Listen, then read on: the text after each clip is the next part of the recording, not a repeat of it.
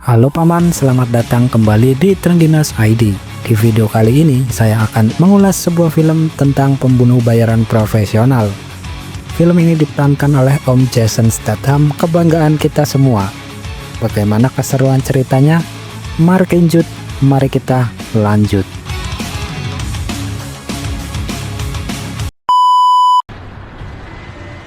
Film diawali oleh sebuah pesawat pribadi yang sudah mendarat di suatu kota di Kolombia. Sesaat kemudian, seseorang turun dan masuk ke mobil. Dia dikawal oleh beberapa orang anak buahnya dan mereka pun melanjutkan perjalanan entah kemana.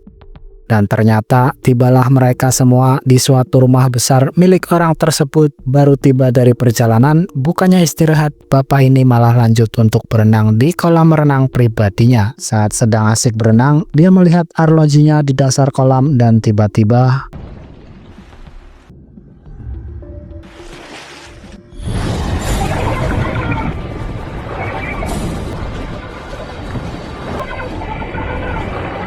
hingga akhirnya dia tewas, namun pengawalnya belum mengetahuinya. Saat pembantu mengambilkan handuk, di sana dia mengetahuinya dan langsung berteriak hingga semua pengawalnya berkumpul. Dan seorang bernama Arthur Bishop ternyata adalah orang yang menghabisi pria tersebut. Dia pun keluar dari tempat itu tanpa diketahui siapapun.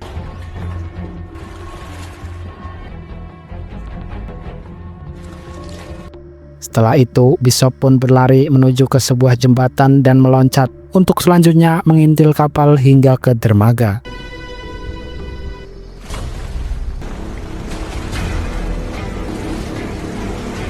Tibalah Bishop di dermaga, dia memberikan sebotol AO untuk penjaga penyewaan boats dan dia menggunakan boats itu untuk pulang. Yang ternyata rumah Bishop hanya bisa ditempuh melalui jalur air selama 20 menit perjalanan. Karena berhasil menyelesaikan tugasnya, saat sampai rumah, Bishop pun langsung memutar lagu kesukaannya untuk melepaskan penat.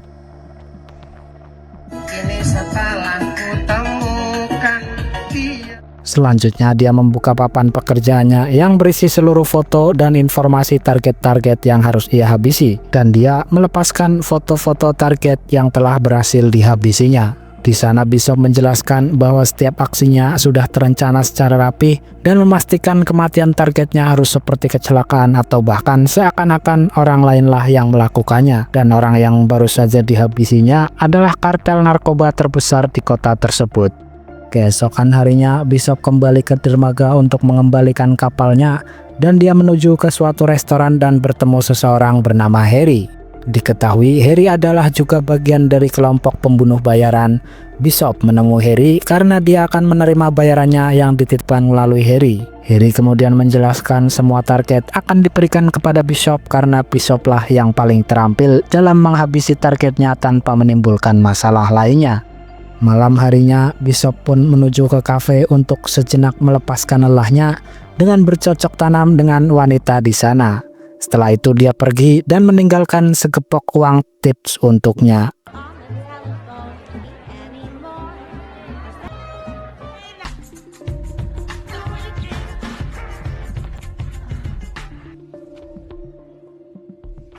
Keesokan harinya, Bishop yang sedang santai di rumahnya kembali mendapatkan tawaran pekerjaan, namun kali ini yang harus dieksekusi adalah teman baiknya, yaitu Harry. Sesaat kemudian, Bishop pun menghubungi tim yang memberinya pekerjaan untuk menanyakan apakah benar targetnya kali ini adalah temannya, dan mereka menjawab bahwa itu adalah benar. Bishop lalu mengatakan bahwa dia ingin menemui bosnya. Singkat cerita, Bishop pun bertemu dengan bosnya yang memberi pekerjaan yang bernama Dean. Di sana, Dean datang bersama ajudannya yang kita sebut saja John.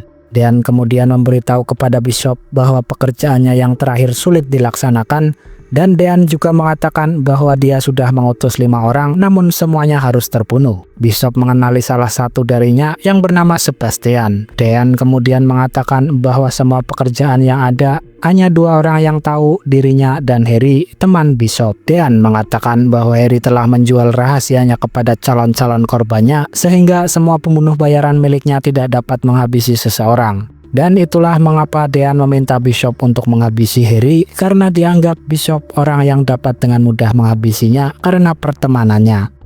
Scene kemudian beralih ke Harry yang sedang berada di kantornya. Di sisi lain, Bishop di rumahnya sedang galau karena diharuskan untuk menghabisi temannya sendiri. Saat malam harinya, Bishop menelpon Harry dan menyuruh Harry keluar dari ruangannya karena Dean akan mengunjunginya dan menghabisinya. Harry yang percaya kepada Bishop pun menurutinya, dan dengan kursi rodanya dia bersiap-siap membawa gunting dan pistol lalu melanjutkan arahan dari Bishop.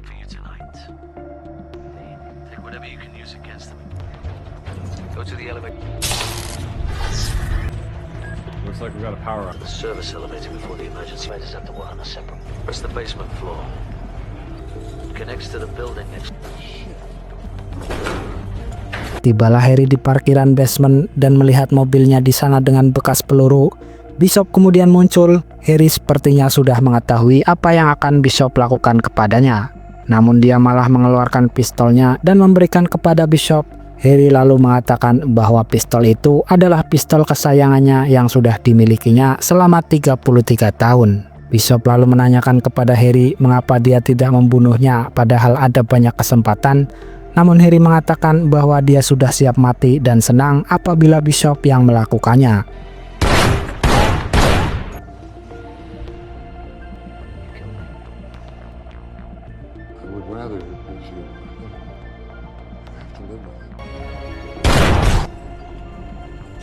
Keesokan harinya, Bishop pulang dari makam Harry dan bertemu anak Harry yang bernama Steve. Steve lalu meminta Bishop untuk mengantarkannya ke rumah ayahnya. Saat sampai di rumahnya, Steve mengatakan bahwa nanti malam dia akan mencuri sebuah mobil dengan menggunakan senjata ayahnya, sekaligus mungkin dapat menemukan siapa pembunuh ayahnya. Sebelum Bishop pergi, Steve menanyakan kepada Bishop mengenai siapa yang tega menghabisi orang dengan kursi roda. Singkat cerita, pada saat malam hari, Steve akan dibegal oleh seseorang dan Steve pun menghajar orang tersebut. Sesaat kemudian, Bishop tiba di sana dan menyuruhnya pulang.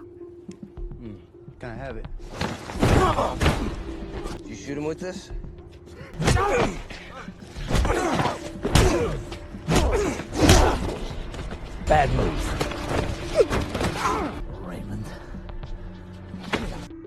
Keesokan harinya, Bishop terlihat selesai berbelanja kebutuhannya dan Steve melihatnya dan mendatanginya untuk meminta diajarkan cara menjadi seperti ayahnya. Namun Bishop menolaknya. Saat di rumah, Bishop terus memandangi foto Harry karena dia sebenarnya tidak ingin menghabisinya. Bishop menganggap Harry adalah orang yang berjasa kepadanya karena telah mengajarkan banyak hal. Bishop lalu menghubungi Steve dan mengatakan besok mereka berdua harus bertemu di suatu tempat. Keesokan harinya, Steve pun mendatangi Bishop di sebuah toko hewan dan memilihkan anjing untuk Steve. Bishop pun mengantarkan Steve pulang dan memperingatinya untuk tidak melakukan balas dendam dan mengatakan anjingnya harus dijaga sebagai teman baiknya. Keesokan harinya, Bishop menyuruh Steve untuk membawa anjingnya ke sebuah kafe pada jam tertentu dan minum kopi hitam 1 jam setiap hari selama 3 minggu. Setelah itu lalu Stephen akan diajarkan menembak oleh Bishop sebagai imbalannya. Singkat cerita, 3 minggu pun berlalu. Steve diberikan buku mengenai semua orang yang mati pasti bisa diketahui penyebabnya. Steve pun disuruh mempelajarinya hingga menemukan kemungkinan yang tidak bisa terlacak. Rumah Harry pun kini sudah disita bank dan Steve sekarang berada di rumah Bishop sedang melihat Bishop yang merakit mobil pribadinya. Mereka kemudian mendatangi seseorang. Bishop mengatakan akan memberinya pekerjaan, namun dia malah menghabisinya.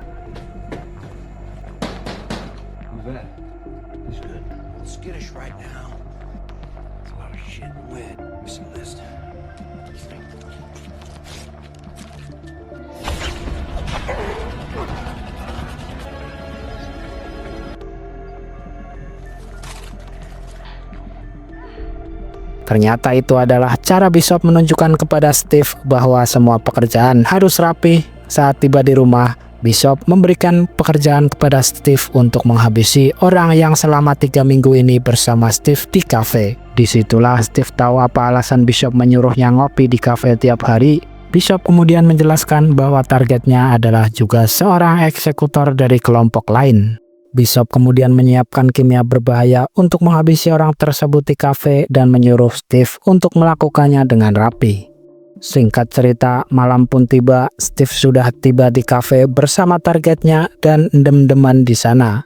Saat si pria besar itu pergi, Steve tidak jadi menuangkan racunnya karena ingin menghabisinya dengan tangan sendiri agar terlihat keren. Setelah itu pria tersebut mengajak Steve ke rumahnya. Saat dalam adegan tersebut, Steve melakukan hal yang dilakukan Bishop, namun dia tidak seahli Bishop. Sitting area, the fireplace.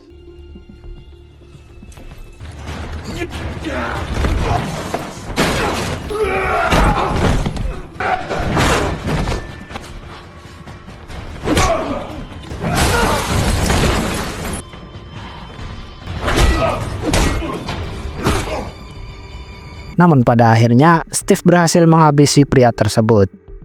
Keesokan harinya, Bishop mendapatkan paket dari Dean yang berisi segepok uang dan sebuah handphone. Kemudian Bishop menghubungi Dean dan Dean mengatakan kepada Bishop bahwa dia telah melanggar perjanjian karena telah menggunakan Steve untuk mengeksekusi pria semalam. Kemudian Dean kembali memberikan pekerjaan baru yang targetnya adalah seseorang yang mengaku sebagai napi. Steve lalu menyarankan untuk menyuntikkan sebuah zat adrenalin yang bisa menghilangkan nyawanya dalam beberapa menit. Singkat cerita, tibalah hari eksekusi di mana Bishop dan Steve sedang mempersiapkan semua peralatan dan segera menuju ke suatu gedung di mana targetnya berada. Mereka memasuki gedung dengan memanjat dan memasang kamera di beberapa titik. Saat masuk, mereka berdua sembunyi di belakang kaca tepat di mana target berada. Bishop pun menyiapkan suntikannya dan target didatangi oleh seorang dokter yang dimana dokter itu menyuntikkan sesuatu yang akan menghambat adrenalin milik Bishop. Akhirnya mau tidak mau, mereka harus melakukannya secara langsung dengan tangannya saat dokter keluar dari ruangan tersebut.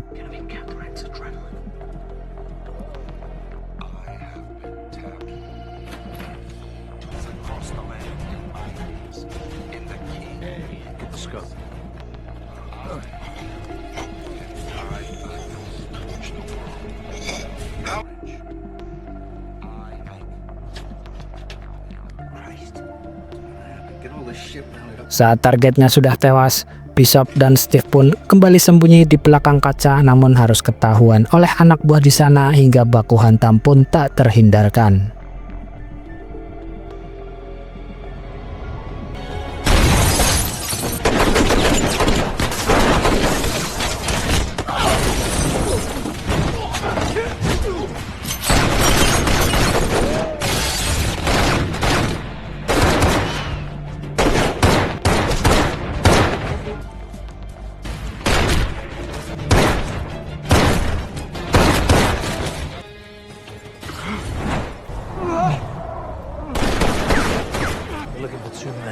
Mereka berdua pun berpisah dan Bishop berada di sebuah bandara. Saat sedang duduk, Bishop melihat seseorang yang dikatakan Dean tewas pada saat akan mengeksekusi targetnya. Bishop lalu mengintilinya hingga ke dalam bus. Di sana Bishop menanyakan ada apa sebenarnya. Kemudian pria itu menjawab bahwa dia dibayar oleh Dean untuk melenyapkan seluruh anggota eksekutor satu timnya dan memalsukan berita kematiannya sendiri. Sehingga Bishop ternyata dijebak untuk membunuh Harry karena hanya Bishop yang bisa. Dan alasan Dean untuk menghabisi Harry sebenarnya adalah karena dia ingin penghasilannya sepenuhnya dimilikinya tanpa dibagi ke siapapun kecuali eksekutor. Bishop yang marah pun menghabisi pria tersebut. Dean paid me a very large amount to make my death disappear.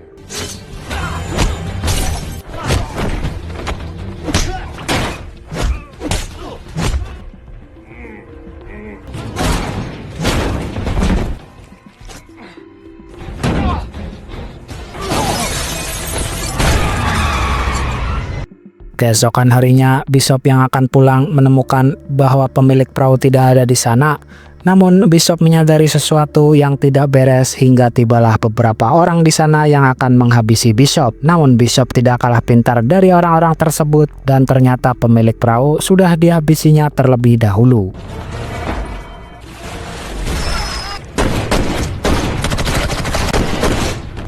Bishop lalu menelepon Dean untuk memperingatinya. Bishop lalu melanjutkan perjalanan dengan kapalnya untuk pulang. Saat di tengah jalan, Steve menghubunginya dan Bishop mengetahui bahwa ada orang lain di sana. Lalu Bishop memberitahu bahwa ada pistol di samping sofa dan I'm not a lefty.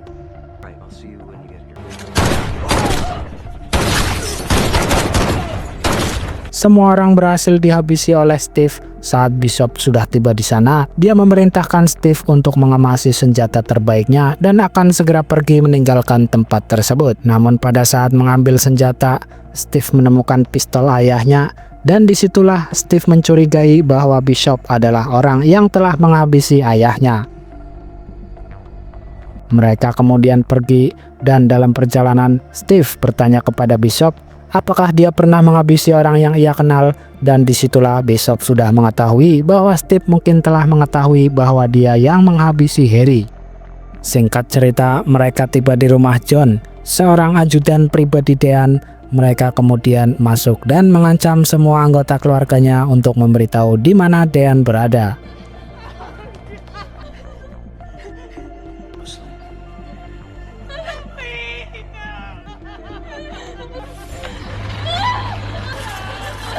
It's up to you how far. Okay! 300 Copley Plaza! Saat sudah mendapatkan lokasinya, mereka bergegas ke sana dan mempersiapkan rencananya. Bishop kemudian menghubungi Dean dan mengatakan bahwa dia tidak akan selamat dalam waktu yang lama. Namun Dean dengan pedenya mengatakan bahwa Bishop tidak bisa menemukannya. Padahal tanpa Dean sadari, Bishop menggunakan telepon di salah satu gedung tersebut. Harry's death was business. You got that right. You think you can get to me before I get to you?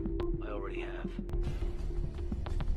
Dean pun langsung matratap dan meminta seluruh pengawalnya melindunginya dan akan pergi dari sana. Sementara Bishop dan Steve sedang mempersiapkan rencananya. Dan aksi penghabisan Dean pun berlangsung sesuai rencana.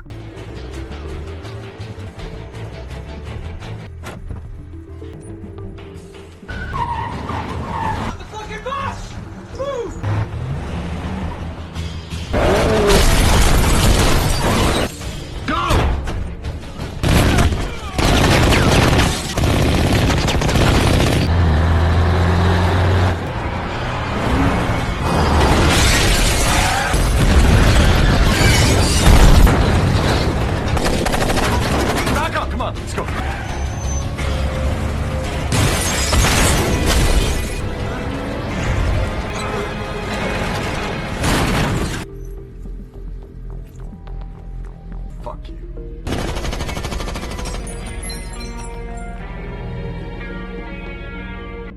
Setelah semuanya selesai, mereka berdua pun melanjutkan pulang. Saat dalam perjalanan, Bishop mengetahui bahwa Steve telah mengantongi pistol ayahnya dan Bishop pun waspada terhadapnya. Steve mengatakan bahwa dirinya harus menghentikan kemarahannya sekarang. Bishop mengerti dari ucapan Steve bahwa dia akan menghabisi Bishop selanjutnya.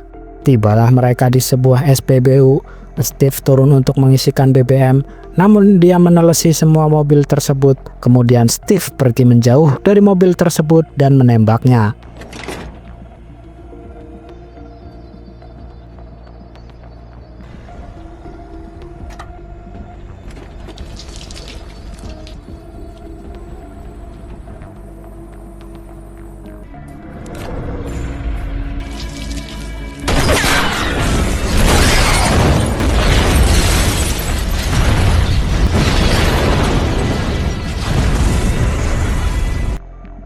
Sesaat kemudian, Steve lalu kembali ke rumah Bishop dan menyalakan tip kompo milik Bishop.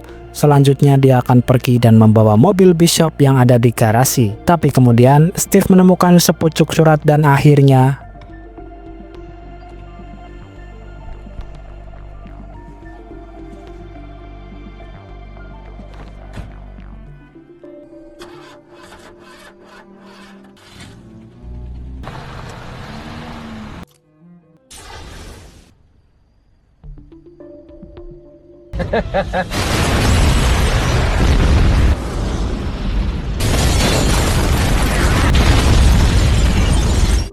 di akhir film kita diperlihatkan petugas SPBU yang sedang mengecek CCTV dan ditemukan Bishop meloncat sesaat sebelum mobilnya meledak.